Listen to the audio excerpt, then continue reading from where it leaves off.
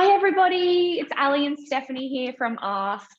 As you guys know by now, we are the co-founders and we are so excited and grateful to have you all on board.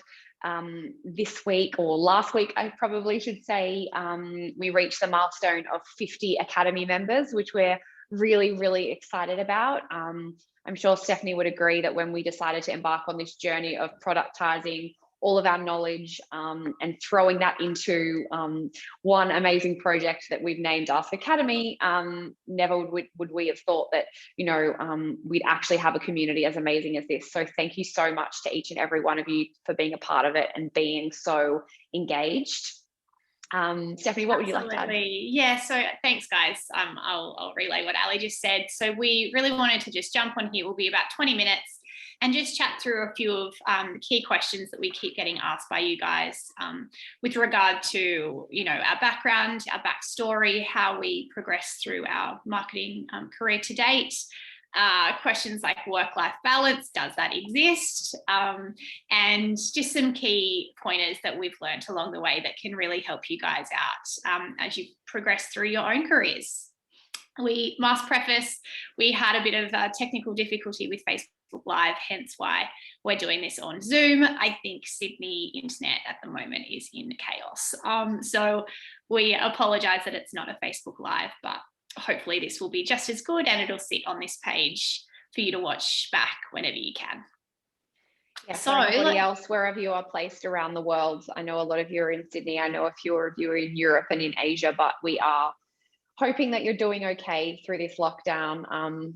As always, the Facebook group is always there and you know how to contact us if you do need any help or support, whether it be marketing related or not.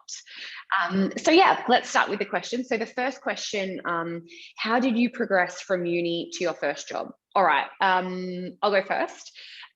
So I graduated from uni, gosh, I don't know how many years ago now. It'd probably be close to 13 or 14 years.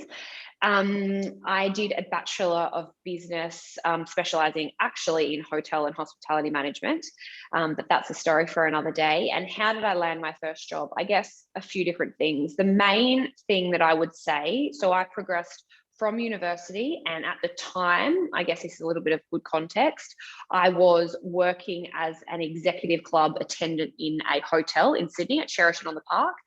And I guess that experience and being actively working in a job, regardless of what it was, I think really put me in good stead and set me up for, being able to apply for new roles, because I guess the more work that you do throughout your university to supplement your studies, or whether it be to just earn a little bit of cash or a little bit of income on the side, I think that's really nice to be able to show to your first employer. If you don't have that, don't worry.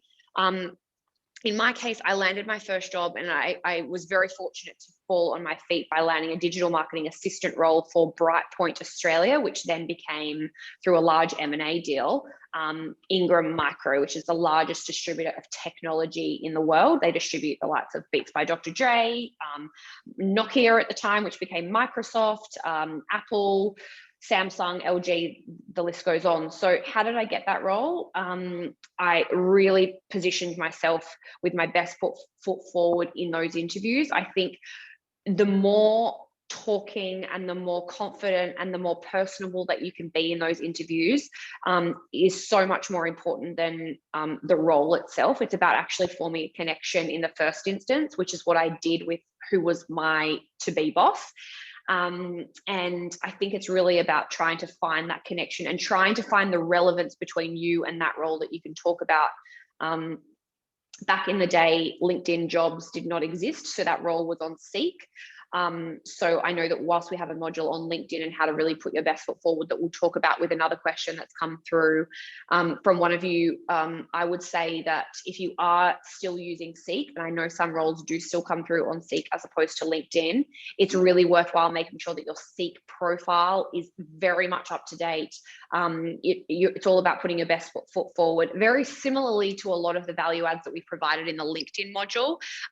Things like making sure that your profile photo, your your credentials, your personality traits, your all of the key things that you need, similarly to LinkedIn, should be updated on Seek. And that's what I did way back when I got my first role.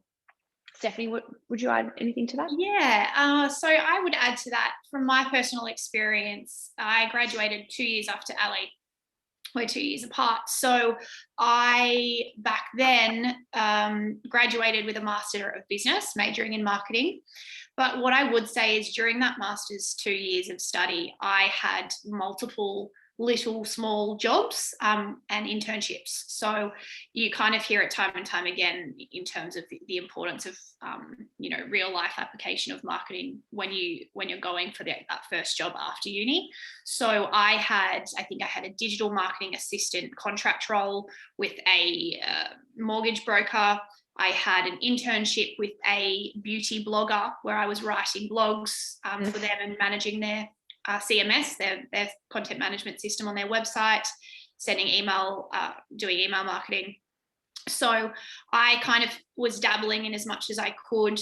Obviously, as well, it supported me financially, but it also allowed me to dabble in a whole lot of different facets of marketing from the get-go.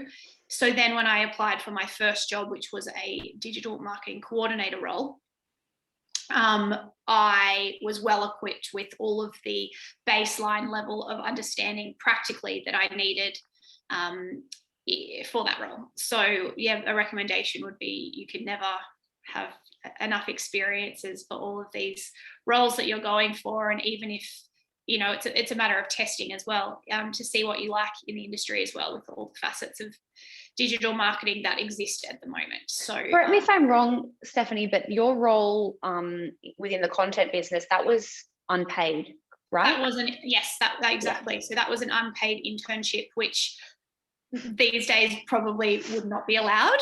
I think it was back in the day where internships were easily allowed to just get away with not being paid despite you fundamentally contributing to a business.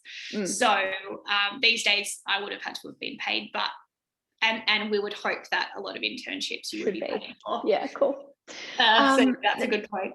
Yeah. Okay, next question. How did you land your dream job and what was it? You mean apart from being Ask Marketing founder? I was going to say, that's the dream job. That's the dream job. Okay, so my dream job prior to co-founding this business with Stephanie was landing the head of digital marketing and e-commerce head role at Reebok. So I think the official title was e-commerce and digital marketing manager, Australia and New Zealand. Now, for me and for Stephanie probably alike, we grew up as kids in the 90s wearing little baby Reebok pumps. So straight away had an alignment with the brand. And I remember sitting in a marketing manager role, albeit for a very small business. It was my first marketing manager role in a small company, which is obviously usually the way if you become a marketing manager quite early in your career. Which I was fortunate enough to do so. I remember sitting at my desk and I remember seeing, again, on Seek, because LinkedIn jobs didn't really exist then. I remember seeing the role being advertised on Seek. And I just thought it was one of those moments where you just kind of get goosebumps and you go, oh, imagine that. And then very quickly your brain turns to like, would I be good? Would I be good enough? Am I experienced enough? And I just remember sitting there at my desk in this business thinking, oh, how good would this be? And I very clearly read the job description over and over. And I remember it saying, I think you needed to have, Stephanie, can you remember, was it 8 to 10 years or something like that, or 10 to 12 years? It could have almost been 10 to 12. It was so far beyond what you had. What I had, for sure. It was miles beyond my tenure. Anyway, so long story short, I thought, what the heck? I'm going to apply. And basically, and this kind of stemmed a little bit into the next question that we were going to answer for you, which was how to position yourself ahead of the crowd to get the best job. So how did I position myself ahead of the crowd? Well, apart from the fact that I was very inexperienced for the role at the time on paper, What I did was I essentially combined my passion for the brand and also my passion for the industry, being really true lovers of all things health and fitness. I applied for the role. I got my first interview. Obviously, they liked my profile on Seek and saw that I was hungry. Then upon that first interview, I actually prepared this. I can't remember how many pages it was. Stephanie, you might remember. It was about 10. It was a solid, 10 I was going to pages. say about 10 to 15. It was a thick bound book back when you still went to Officeworks and got books bound. And I basically prepared a digital marketing and e-commerce strategy for the next 12 months for their Australia and New Zealand e-commerce business, which is, you know, a multi-million-dollar facet of the greater Reebok retail business. So Ali went to that first interview, obviously with that in hand, having not been asked to have done that at all. So proactivity was shining from the get-go. Yeah, good point. They definitely didn't ask for that. And I sat down and there was a panel. This is in my first interview, and I sat down and there was a panel of 4 people in front of me. One was going to be my boss. The other one was the boss's boss of the greater business. And there was the head of digital, and then somebody who would have been sitting within my team. It was a very quite formal interview, I would say, in the showroom, which was just amazing, full of incredible brands and products. And anyhow, in all the questions they asked me, and I'll just for the purpose of this, I'll just put a book in front of me, and I just kept referring to the book. So this strategy. So I kept saying things like, and as you'll note in my strategy that's just here, this is what I would recommend. And as noted in here, you'll see that I have experience in this. And as noted in this strategy, I also would recommend things like this. And I kept referring to it. And in no way did I force feed it and say to them, read in the session, because that was not the time or the place. But I did say, look, I have printed out a few copies for you, and I will leave them here. And I would be so grateful if you would spend 5 or 10 minutes at the conclusion of this interview, just having a flick through what I'm essentially recommending if I was to be successful in this role. At the time, everyone was very tight-lipped. No one really said much. But to this day, I know 100% that was the reason that I got the role. And that was because I did so much research and so much discovery around what were the best e-commerce and digital marketing tactics and channels at the time. I spoke to so many of my connections who worked in sports fashion in similar roles, who were, well ahead of me in their years of tenure in their jobs. And I just put my best foot forward and I blew their socks off. And I think the moral of the story is, regardless of the role, regardless of how many years experience you have, if you put in that effort and take that initiative and really show them that you have the drive and the hunger and the will to learn, but also to build something amazing, I think you will stand out. And that's genuinely how I got that job. I'd love to add to that, Ali, just in terms of a very recent experience that I've had on our Ask Marketing Consultancy side of our business. I've been working with a client who's recruiting for a mid-level marketer. The title is Digital Marketing Specialist, and I've been supporting that process throughout interviews.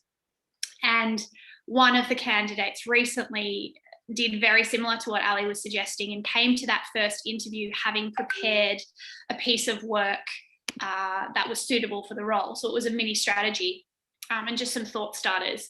And what I would say, absolutely, it's brilliant to show proactivity like that. In this instance, there was a little bit of a lack of attention to detail in the presentation of that. So yes, it was very proactive for her to go out and do that, but the presentation itself wasn't too up to scratch. And essentially that, that's how you're judged on your presentation, not just physically, but the way that you put together a piece of work like that. So yes, absolutely, that'll set you apart. But, to add to Ali's point, really make sure that anything you're presenting is absolutely the finest quality from a visual design, attention to detail perspective. 100%, 100%. And then just quickly, I'd add in terms of how I landed my dream job, I guess what I'd say, my dream job was an accumulation of multiple roles in the same company. So I did, my original bachelor degree was sports science, live and breathe health and fitness. And then I went back and did a master's of marketing, a master of business, majoring in marketing, like I said earlier. And my dream job essentially came very close out of uni, where I landed a digital marketing role for a company in Australia called Michelle Bridges 12-Week Body Transformation. So it's essentially an online weight loss program, very well known here. It's been in action for over 10 years now.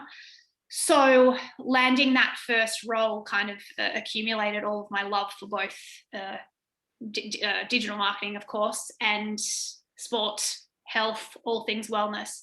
So I worked my way up in 3 roles in that company over 4 or 5 years. So what I would say is my dream job there was the end point, which was acquisition marketing manager. And I think landing that role was essentially just the traditional work your way up through a company and really prove yourself, show your passion, show your commitment, and your love for a job, and the company will ring true.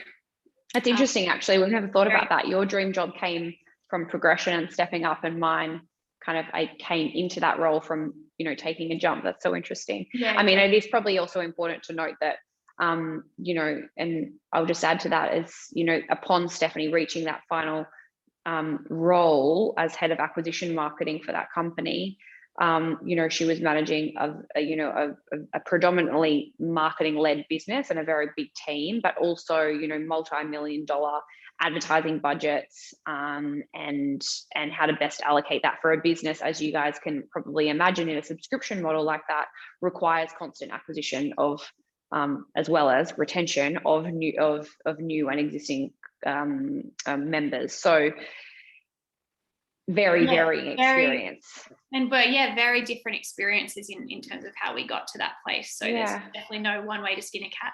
That I'm just how to know when to jump. Maybe I will shed some light on how to jump in a role. So I think we'll break this up by, I'll share my experience for you guys on how to know when to jump from role to the next role. And Stephanie can talk about potentially the jump from corporate or big business into your own business. So how to know when to jump, in inverted commas. So the best advice that my first boss in tech ever gave me was, if you are still enjoying your job, and by enjoying I mean it's not the business that makes you want to leave, and you're still enjoying your job and the day-to-day, and you're still learning, if you're going to work every day and you're still actually learning things, don't leave unless something amazing, like for example, the Reebok Adidas experience job for me popped up. In that case, I was still learning, but it was like, wow, this is like this is my dream creme de la creme of roles. Like, I'm going to jump for this. But if that doesn't happen, and you're working in the day-to-day and you're still learning, and you're not, there's nothing toxic going on in the business that physically makes you want to leave for other reasons, I would suggest staying. That was the best advice that was given to me, and it's stuck by me to this day. Absolutely, because I think you never, learning is ingrained in us in terms of an enjoyment level. So whilst you are learning, generally speaking, you're still going to be going to work enjoying what you're doing, because you're constantly evolving and developing, as opposed to becoming stagnant and bored and then potentially losing that enjoyment level. So it kind of all aligns there. And then from my perspective, the jump for me most recently became going from full-time corporate job into our own business, Ask Marketing. So I don't think there's any right or wrong in terms of how to make that jump. For me personally, it was solely based on financial decisions. So I didn't jump until the business was equipped at a place that was ready to essentially pay me the same amount as my very comfortable, very lovely job that I had.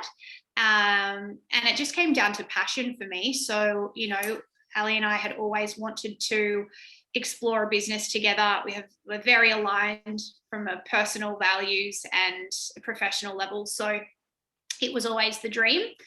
And, we built it up to a place where Ali was in the business full time for multiple years before I jumped out. I jumped in, I should say. And so I think again, it kind of comes down to finances first and foremost. We've all got to live and pay our mortgage and rent and eat, our grocery shopping. But yeah, I think fundamentally finances, but then also, having that passion that pushes you into that business that you're going for, or startup, or whatever that opportunity may be. Yeah. And feeling comfortable in that decision. I think it's a bit of a gut feel that you have as well. Yeah. I think just to add to that, I think obviously the financial implications of jumping out of a job into your own business. I think it's almost a bit of a luxury to have a co-founder, right? So not only are we sisters, but we're co-founders, and we were able to make it work both physically to sustain the business and to take it through a period of growth, but also financially in terms of paying ourselves a salary. Is that it's awesome if you've got a partner or a friend or a sibling or another co-founder essentially that you're going to take the jump with, because it means that you can stagger the approach. And as Stephanie touched on, it was my role to jump first, and I jumped out of my role, having us both spent countless hours, blood, sweat and tears, after hours, every weekend, around every dining table setting that we were together as a family planning this business. Then I took the jump first, as Stephanie said, and it's really about building up that business, and you've got to get it to a point of overflow mode. The reality is, without the financial backing, Stephanie couldn't jump because of her individual circumstance.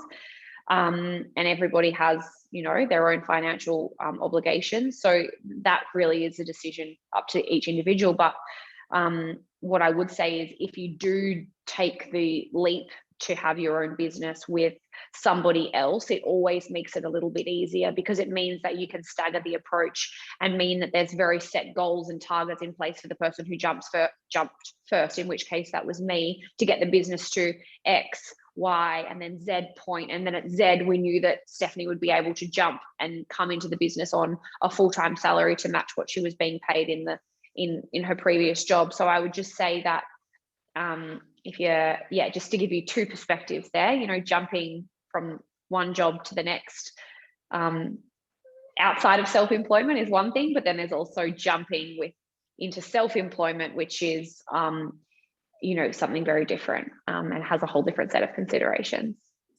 Exactly. So the final question that we'll touch on today is really around how we manage work-life balance. And I think this is just such a funny Probably question. would have answered this question a little differently pre-lockdown, but let's just answer it generally without lockdown in the picture. Yeah, so I think it's an overused question, because we all are striving to achieve it, but we're not sure if it's even possible. We actually did an interview with a blog called Balance the Grind very recently. We each did our own feature on their publication. So we'll link it below, and you can have a proper read of it. Cool. Tips and tricks that we've learnt along the way. I think I wrap up my piece by saying every day is a challenge to feel like you're achieving this, this dream state of work-life balance. So to this day, I'm not, it's a constant work in progress, and sometimes you doubt whether it's even possible. But I think in the wrap up in that piece, I said each day, essentially, fundamentally, it's the little things that we do that can really contribute to our overall sense of well-being. So it's personal for everyone and what that looks like. But I definitely, we listed, I know Ali did the same, listed a few great tips and tricks that we have learned personally that really help us. But it is a daily practice that takes a lot of mindfulness. 100%, and it takes a lot of accountability, right? And the only thing I will add to that, without, obviously you guys will be able to read our blogs in your own time, but the only thing I would add to that is that the only person whose responsibility balance is your own. Nobody is going to tell you to get up and get your steps in. Nobody is going to tell you to get up and eat breakfast when you haven't had breakfast at 2:00 in the afternoon because you've been working so hard. No one's going to tell you to log off and spend time with your loved ones. You have to be the person to really make sure that happens.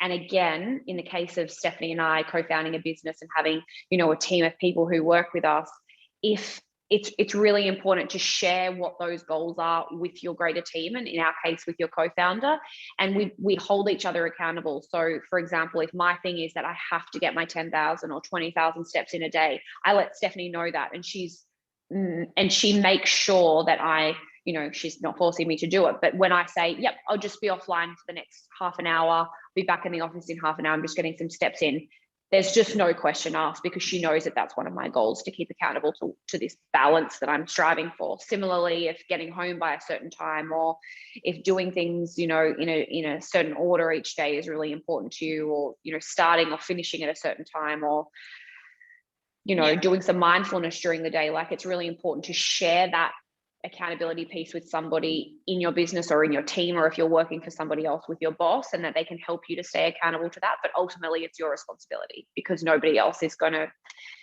feel the same stress and understand the way you tick. So yeah, and as well as that, I mean, no one else knows if you're feeling balanced.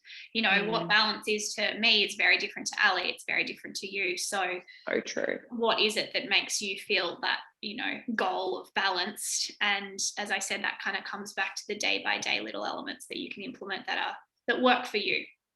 For sure. So we'll link that below for you guys or the 2 blogs that we cool in to read. But we'll wrap up there, I think, Ali.